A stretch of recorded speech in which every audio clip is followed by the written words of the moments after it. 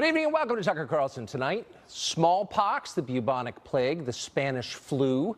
Those are some of the many diseases that have changed the course of history over the last few thousand years. Here's a new one bound for the DSM, Trump derangement syndrome. It's a particularly insidious illness because it doesn't merely affect individuals, but entire political parties, rendering them unrecognizable.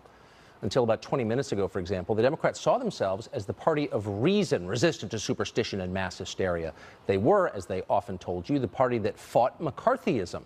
Now it's the party that engages in McCarthyism enthusiastically. Watch. This is nothing short of treasonous because it is a betrayal of the nation. He is giving aid and comfort to the enemy. I think Donald Trump is a fascist. I think everything he stands for is disgusting. That is pure racism. And the president is cynically using that racism to appeal to his base. That is not what you see in a democracy. That is exactly what you see in authoritarian regimes. They dare me to say impeach him. Today I say impeach 45. Speaking of hysteria, Maxine Waters, of course, did not stop there. She urged her followers to hunt down and harass anybody tied to the Trump administration. If you see anybody from that cabinet in a restaurant, in a department store, at a gasoline station, you get out and you create a crowd. And you push back on them. And you tell them they're not welcome. Oh, and they obeyed. And as a result, this happened. How can you enjoy a Mexican dinner as you're deporting and imprisoning tens of thousands of people who come here seeking asylum in the United States? Shame! Shame! Shame! Shame! This is all rage by proxy, of course. They'd like to hurt Trump himself, but he's not around, so they attack his employees and supporters. And in the absence of any of those, a star on the sidewalk with his name on it. Watch this.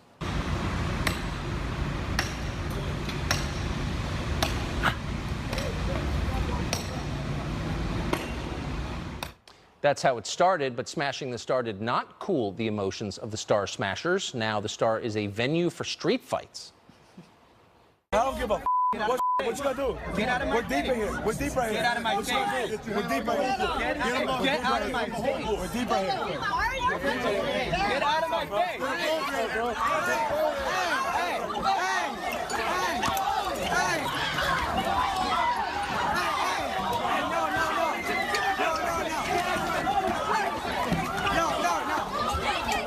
Hear that? What you haven't heard are Democratic leaders appealing for calm. The Democratic Party at this point has become totally unmoored from whatever principles once defined it.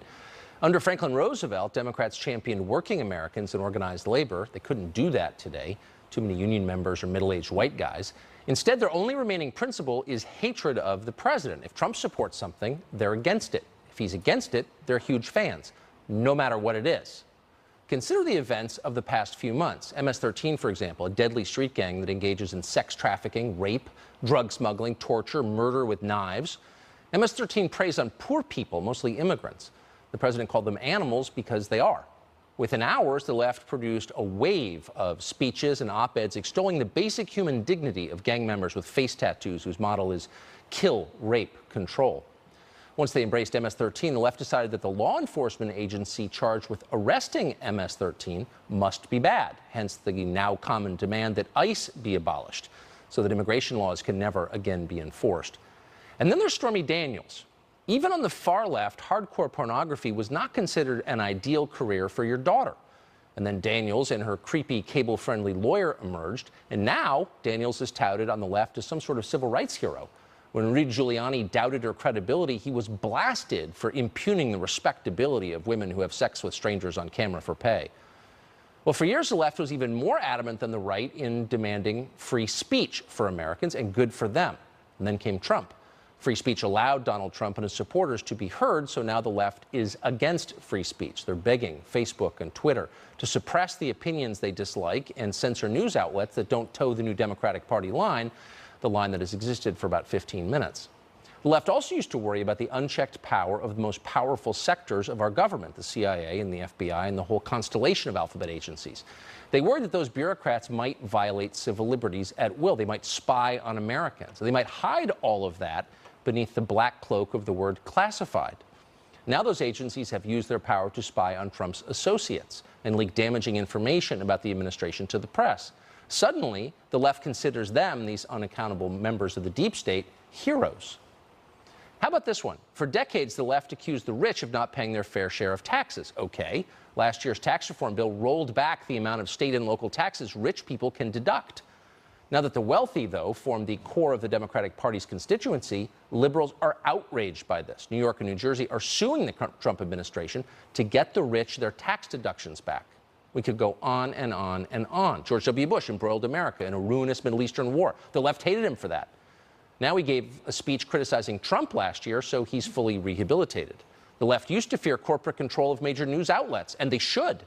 But after President Trump attacked the Washington Post as a mouthpiece for Amazon mogul Jeff Bezos, a USA Today columnist said those critiques were, quote, attacks on the First Amendment, as if they defend the First Amendment. They don't. President Trump tweeted threats at Kim Jong-un, so his sister was praised at the Winter Olympics for stealing the spotlight from Vice President Pence. She must be great. The president hates her brother. President Trump wants better relations with Russia and peace in Syria, so naturally, all the geniuses in Washington tell us we have to prepare for war against both countries. To anyone who remembers the Democrats of the 1960s, the 90s, or even 3 years ago, it's all very confusing. That party is dead. It's been replaced by a new one whose entire platform could be say no to Trump. This isn't politics anymore. It's the world's dumbest religion. Tammy Bruce is a New York radio host, and she joins us tonight. How easy is the left to control that the president, whatever he says they oppose, I mean, he could oppose something that 99% of Americans are against, and the Democratic Party would be for it. Yes, exactly. Great to be on set with you. Nice to see you, Tammy. Nice to see you, too. Look, this is, in a way, it's kind of strange and funny. We've accused the left of having Trump derangement syndrome as a mocking example of the fact that they just simply need to grow up. That this is something that is just this inability of people to acknowledge and to deal with a real-life adult event that they lost an election. And now there's an effort to normalize being so damaged, if you will, by an external event that some U.S. psychiatrists now are saying they've got more patients with Trump anxiety disorder. Of course, none of that is really true or genuine. It is about people needing to grow up and deal with reality properly. But in the process, as you note, they, as liberals, are giving the president an enormous amount of control. Their lives and every moment of how they react to him is based on what he says, what he does. They have they've acceded complete control to him. If they stepped back for a moment and just realized that they could have some influence, that they could work in a dynamic to get their policies, their narrative, their preferences passed, maybe they would have some success. But now you've got leadership, as you played in the opening, encouraging this refusal to deal with reality, encouraging this dynamic that plays on effectively. It's almost an abusive dynamic, but it comes down to individual Americans deciding that they're going to be children at this point and be angry perpetually. It's so weird. I mean, it's literally reactionary in that they are reacting purely to him. Exactly. But I'm not sure I even really understand it. I think Trump is interesting, I guess. He's a politician. Sure. They find him the most fascinating person who's ever lived. There's nothing that Trump says or does that they don't obsess over. They're like stalkers. What about him drives them so bonkers? And especially since the things that he does has improved everyone's lives. There is no doubt about that. ISIS is dead. MS-13 is being dealt with. Everybody's got more money in their pocket. The job economy is at historic lows. The unemployment rate. There is no one who hasn't benefited from this, except, of course, ISIS and MS-13. What is it about him? That he's everything they thought couldn't exist. They had this idea. They were told certain things by their leadership of how it was going to be. And as a result, since everyone thought that it was going to be a certain way and they were promised certain things, Donald Trump represents the fact that the future maybe isn't controlled by them, that there is a different thing that can happen, and they're being encouraged by Democratic leadership to see this in a personal way, in exclusively an emotional way, in the most extreme fashion, appealing to the fringe. I can tell you, and I've said this before, that maybe we're not as divided as they say we are, that a majority of Democrats also agree with the benefit that the president is bringing us.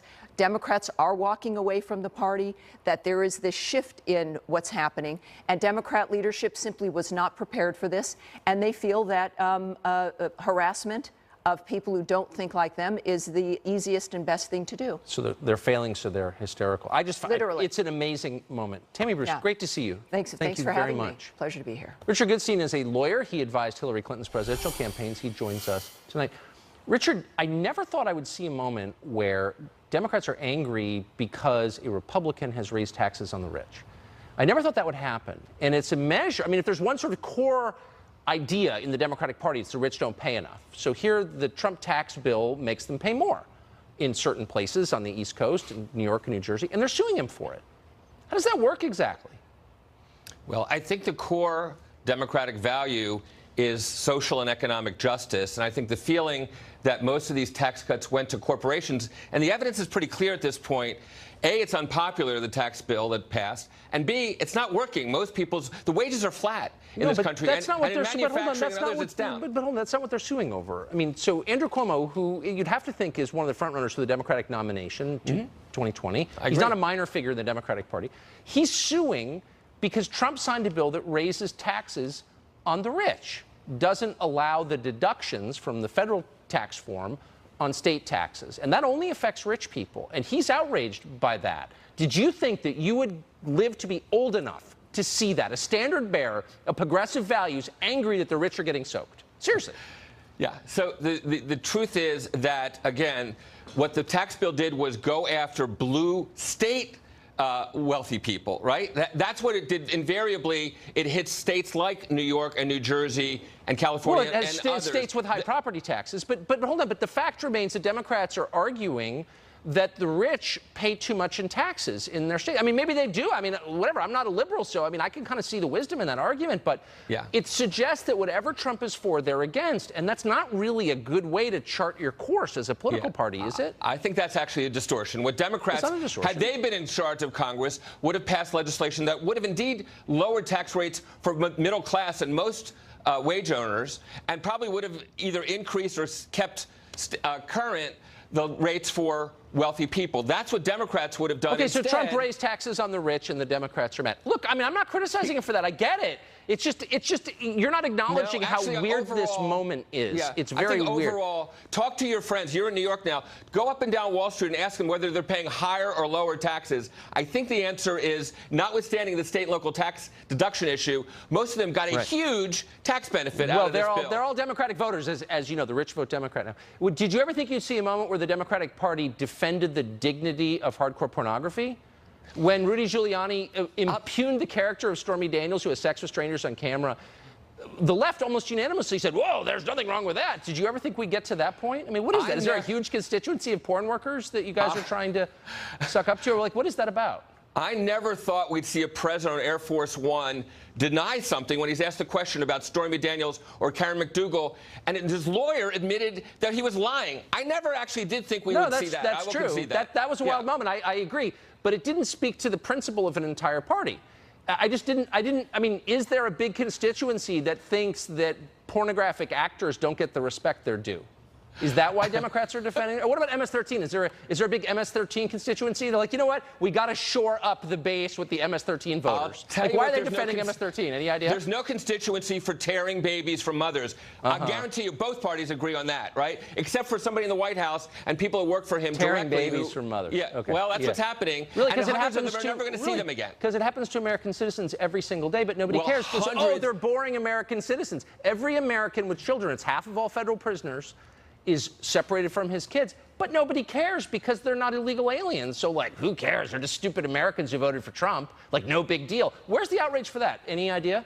These people were getting traumatized in Central America. They come up looking for asylum. Oh, but what about in Utica? And they will never What about see them Youngstown? again. Do we not care about those people? They're not getting traumatized because they're separated from their kids by force. Men with guns separate from their children. Nobody cares because they're Americans, dummies. They voted for Trump, right? Well, I think people who go to jail, they've made choices that are different from the person trying to escape who persecution snuck into our in country illegally. They didn't make a choice by violating our immigration law. That was mandatory, I guess? Yeah, again, I think we're talking about two different things. We are talking about. I'm talking about Americans. You're talking about foreigners who break our law. Well, I'm talking about people who have a, you know, the U.S. used to be sympathetic to people like this, and we're not anymore. We should be sympathetic to Americans, I would say. Richard, great to see you. Thank you very much. Thank you. President Trump promised to build a wall on the border and carried the Republican Party to victory 2 years ago on that promise. Remember that? Elections are supposed to have consequences. This election didn't have a consequence, though, for congressional Republicans. They're still refusing to pay for the wall. Why is that? Lou Dobbs may have an answer. He joins us next from New York.